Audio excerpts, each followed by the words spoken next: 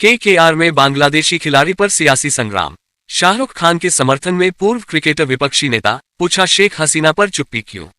पश्चिम बंगाल में चुनावी सरगर्मी के बीच अब राजनीति का नया मैदान खेल बनता नजर आ रहा है। इस बार निशाने पर है फिल्म अभिनेता और IPL team Kolkata night Riders KKR के मालिक शाहरुख खान। वजह बनी है आईपीएल के आगामी सीजन के लिए केकेआर द्वारा बांग्लादेश के तेज गेंदबाज मुस्तफिजुर रहमान को टीम में शामिल किया जाना। इस फैसले को लेकर भाजपा नेता संगीत सोम, कुछ धार्मिक नेताओं और सोशल मीडिया पर सक्रिय समूहों ने तीखा विरोध शुरू कर दिया है। भाजपा नेताओं का कहना है कि जब बांग्लादेश में हिंदुओं पर अत्याचार और हत्याओं की खबरें सामने आ रही हैं, तब ऐसे देश के खिलाड़ियों को आईपीएल में शामिल करना गलत है। संगीत सोम ने आरोप लगाया कि बांग्लादेश की सरकार, वहां के खिलाड़ी और सेलिब्रिटी हिंदुओं के पक्ष में आवाज नहीं उठा रहे, ऐसे में भारतीय लीग में बांग्लादेशी खिलाड़ियों को क्यों जगह दी जा रही है। उन्होंने सीधे तौर पर इस फैसले के लिए शाहरुख खान को जिम्मेदार ठहराया। इस मुद्दे को बंगाल की सियासत से जोड़ते हुए भाजपा ने तृणमूल कांग्रेस और मुख्यमंत्री ममता बनर्जी पर भी गंभीर आरोप लगाए हैं। भाजपा नेताओं का कहना है कि शाहरुख खान को सिर्फ मजहब के आधार पर तरजीह दी जा रही है। आरोप लगाए गए कि राज्य सरकार उनके कार्यक्रमों में सहयोग करती है। ईडन गार्डन्स से जुड़े ठेके कथित तौर पर मुस्लिम ठेकेदारों को दिए जाते हैं और शाहरुख को बंगाल का ब्रांड एम्बेसडर बनाया गया। भाजपा का दावा है कि यह सब तुष्टीकरण की राजनीति का हिस्सा है, लेकिन टीएमसी से लेकर कांग्रेस तक और आम आदमी पार्टी से लेकर समाजवादी पार्टी तक सवाल उठा रही है कि हिंदुओं की हत्या पर अगर बांग्लादेश का विरोध करना है तो बांग्लादेशी खिलाड़ी को खिलाने पर भारत सरकार क्यों चुप है। बीसीसीआई उन खिलाड़ियों की नीलामी क्यों करवाती है। विदेश मंत्री ढाका क्यों जाते हैं।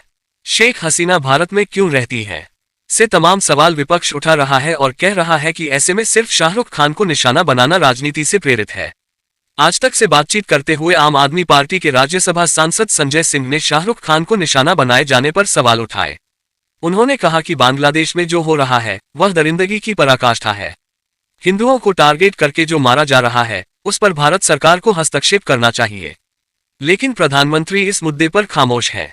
क्रिकेट खिलाड़ी को टीम रखने पर शाहरुख खान को गद्दार करार दिया जा रहा है तो शेख हसीना को भारत में रखने के लिए प्रधानमंत्री मोदी को क्या संज्ञा दी जाएगी। आम आदमी पार्टी नेता ने आगे कहा कि पहलगाम में धर्म पूछकर लोगों को मारा गया, उसके बाद पूरे देश ने कहा पाकिस्तान संग क्रिकेट नहीं खेलना चाहिए।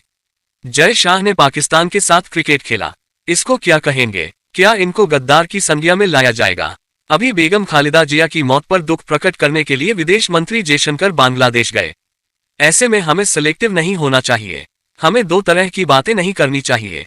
उन्होंने कहा कि सरकार की नीति क्या है ये स्पष्ट होना चाहिए। कोई भी कुछ भी बोल देता है, इस तरह से शाहरुख को आरोपी बनाना ठीक नहीं। आईपीएल में पाकिस्तान के खिलाड़ियों को नहीं लिया जाता, इसी तरह बांग्लादेश को भी बैन करिए फिर। वहीं समाजवादी पार्टी के प्रवक्ता अमीक जामेई ने भी शाहरुख खान का समर्थन किया। उन्होंने कहा कि बांग्लादेश आज भारी कट्टरता के रास्ते पर चल रहा है।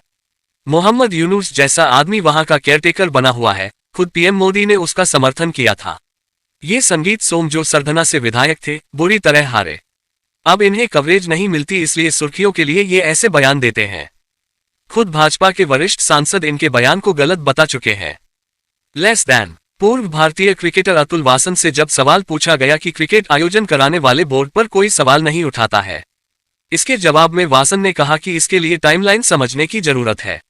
शाहरुख खान ने इस बांग्लादेशी प्लेयर को नहीं चुना, एक क्रिकेट मैनेजमेंट कमेटी है जो चयन करती है।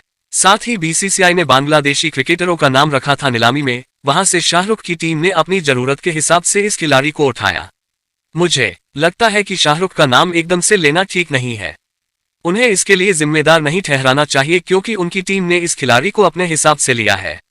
उन्होंने कहा कि शाहरुख खान भी एक देशभक्त हैं और मुझे लगता है कि जिस तरह से बांग्लादेश का विरोध हो रहा है तो वह बांग्लादेशी खिलाड़ी को अपनी टीम में नहीं रखेंगे। पाकिस्तान से इस मामले की तुलना करना ठीक नहीं है क्योंकि पाकिस्तान का इतिहास बांग्लादेश से अलग रहा है। भारत सरकार भी अभी वेट एंड वॉच की स्थिति में नजर आ रही है।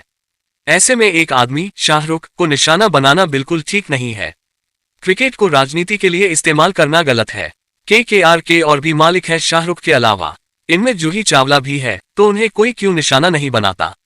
और मान लीजिए कि बांग्लादेशी खिलाड़ी को निकाल भी दिया जाता है तो इससे क्या कुछ बदल जाएगा। वैसे मुस्तफिजुर रहमान पिछले कई सीजन से अलग अलग टीमों के लिए आईपीएल खेल रहे हैं, लेकिन इस बार विवाद के पीछे चुनावी सियासत बड़ी वजह नजर आ रही है। हालांकि इन तमाम सियासी जुगालियों पर भारत सरकार या बीसीसीआई की ओर से न तो कोई सवाल उठाया गया है और न आपत्ति जताई गई है। लेकिन आईपीएल से पहले शाहरुख और उनकी टीम को लेकर सियासत खूब हो रही है। दिलचस्प बात यह है कि बांग्लादेशी खिलाड़ियों के खेलने पर आपत्ति कुछ मुस्लिम संगठनों की ओर से भी जताई गई है। ऑल इंडिया इमाम ऑर्गेनाइजेशन के प्रमुख उमर अहमद इलियासी ने कहा कि बांग्लादेशी क्रिकेटरों को वहां हो रहे अत्याचारों पर खुद आवाज उठानी चाहिए। वहीं कुछ धर्मगुरुओं ने शाहरुख खान से माफी और बयान देने की मांग तक कर डाली।